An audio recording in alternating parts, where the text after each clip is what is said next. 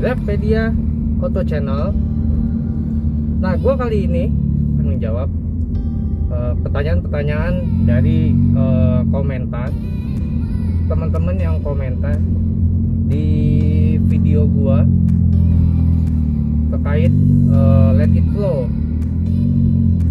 Nah, ini ada partner gue, Eben Castello Van Houten apa Van Helen Ben? Eben aja. Oh, Eben aja. Dan Eben Van Helsing. Ini dia masih jomblo. Katanya masih jomblo. Lakian lu banyak ya Ben ya? Nanti yang mau follow IG-nya nanti gua kasih IG-nya. Tanya-tanya aja sama Eben yang masih jomblo. Oke, balik lagi. Nah, ini pertanyaan-pertanyaannya yang sangat lucu sekali. Bukan sih lucu, terus juga macem-macem lah. Mungkin masih banyak yang bingung juga tentang flow. Kok bisa cuman hanya stiker yang ditempel di headlamp tapi bisa buka pintu tol secara otomatis? Nah, gua akan jawab. Siapa aja Ben? Yang ini Ben? Yang dari Om Alfian Rahmat. Nah, Alfian Rahmat ya. Ini komennya begini dia. Om mau nanya, itu kan dipasang di headlamp lampu. Kalau malam kan lampu hidup. Terus silau di sensor, apakah tetap bisa buka palang pintunya karena kena cahaya lampu? Oke, terima kasih Om Alfian. Kondisi di malam hari itu pasti kita akan menyalakan lampu utama atau lampu headlamp. Nah, stiker flow itu kan ditempelnya di lampu headlamp.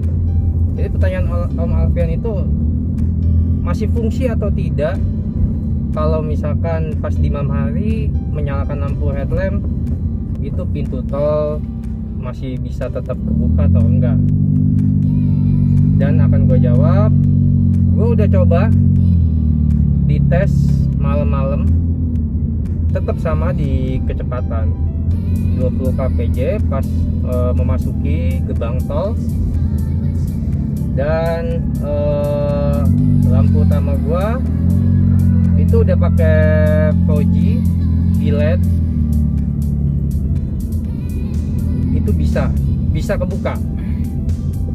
Jadi sangat aman, gue bilang sangat aman. Di malam hari pun aman, pintu tol masih tetap kebuka.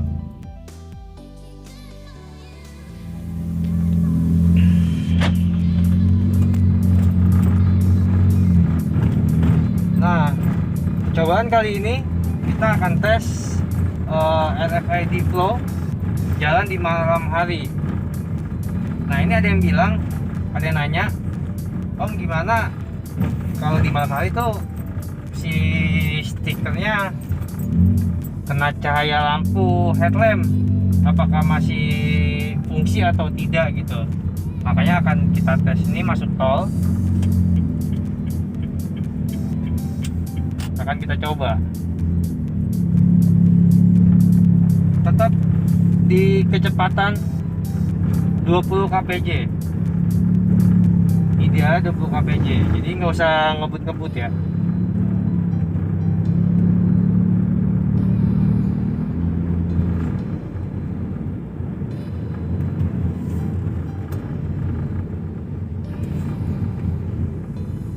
Ini perlahan pas di 20 kpj. Iya, masih fungsi. Lanjut lagi Ben. Lanjut lagi, ada Om Peri Kurniawan. Permasalahannya adalah kalau stiker flow-nya taruh di luar, terus ada orang iseng ngambil gimana? Pasti ada aja deh orang yang iseng.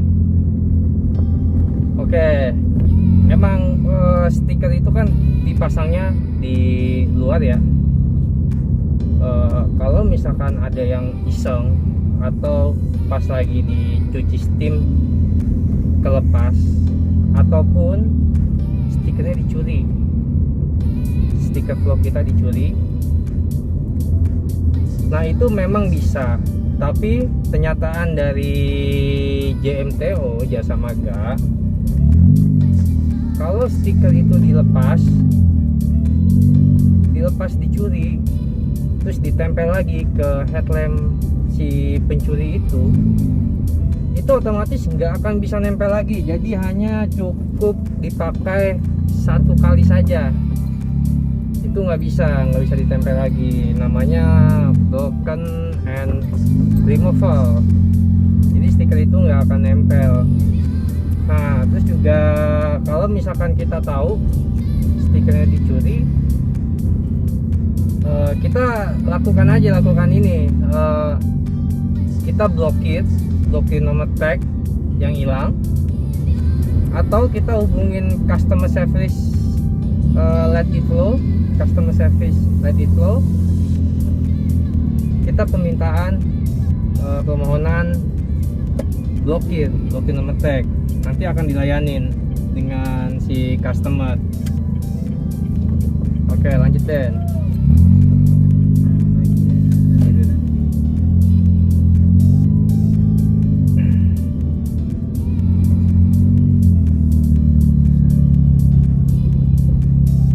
Dari Homeri Radiansah, apakah top up-nya harus bawa mobilnya masuk ke Indomaret, Alfamart? Seriusan nanya. Oke, terima kasih Om Heri. Dan ini banyak yang nanya nih, bagaimana cara top up si stiker flow-nya ya. Itu banyak yang nanya di video-video tetangga juga, banyak yang komen seperti itu. Sebenarnya sih ini bukan jadi bahan bercandaan ya, tapi serius. Nah ada di video gua sebelumnya itu ngebahas tentang bagaimana sih caranya top up stiker flow, RFID flow itu via aplikasi Link. Nah itu isinya bisa di Indomaret, di Alfamart, ataupun di mobile banking gitu. Nah caranya kalau misalkan mau ngisinya di Indomaret, terkait pertanyaannya Om Heri, jadi nggak usah bawa mobilnya ataupun copot headlamp macam-macam, itu nggak usah. Cukup Om Heri itu bawa handphone aja, kita buka aplikasi Linknya, terus isi saldo, habis isi saldo buat token. Nah nanti dapat tuh kode token. Nah kode token itu yang akan nanti dikasih ke si kasir Indomaretnya, bilang aja mau isi saldo Link gitu. Tapi sebelumnya kita wajib punya aplikasi Link sebelum punya Let It Flow gitu. Jadi registrasi dulu di Link ya, karena Let It Flow itu terintegrasi dengan aplikasi Link aja. Oke lanjut Den. Ada lagi nih, dari Om Rudi, untuk semua pintu tol di Indonesia kah? Oke, terima kasih Om Rudi. Saat ini flow itu hanya tersedia di pintu tol Jabotabek, Jakarta, Bogor, Tangerang, dan Bekasi. Ini masih dalam tahap uji coba. Uji cobanya pun juga terbatas. Nanti akan gua sertakan luas mana aja yang sudah ada gerbang tol flow. Nanti akan gua pasang luasnya di mana aja. Oke lanjut. Dari pernyataan Jasa Marga JMTO bahwa untuk mendapatkan stiker RFID flow, Let It Flow itu untuk saat ini masih belum bisa untuk umum. Nah, jadi yang sudah mendapatkannya itu yang sudah bekerja sama dengan JMTO seperti instansi pemerintahan, BUMN, dan kalangan komunitas otomotif. Karena masih dalam tahap uji coba. Nanti kalau misalkan antusiasnya positif, kemungkinan dalam waktu dekat bisa untuk umum. flow bisa digunakan untuk umum. Jadi teman-teman yang nggak ikut komunitas pun juga akan bisa merasakan atau bisa menggunakan flow gitu. Nah, kok namanya RFID? Apa sih kepanjangannya RFID? RFID itu Radio Frequency Identification. Nah, jadi si stiker flow itu dia menggunakan di frekuensi radio. Nah, makanya juga disarankan dari pihak jasa marga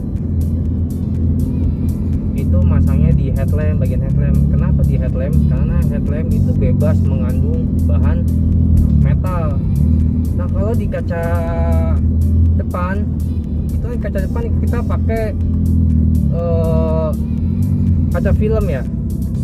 Kalau pakai kaca film yang mahal itu pasti mengandung bahan metal. Nah, yang gue pakai di kaca film mobil gue itu gue pakai kaca film QLT photochromic yang bisa sesuai cuaca dia bisa berubah kegelapannya dengan sendiri gitu.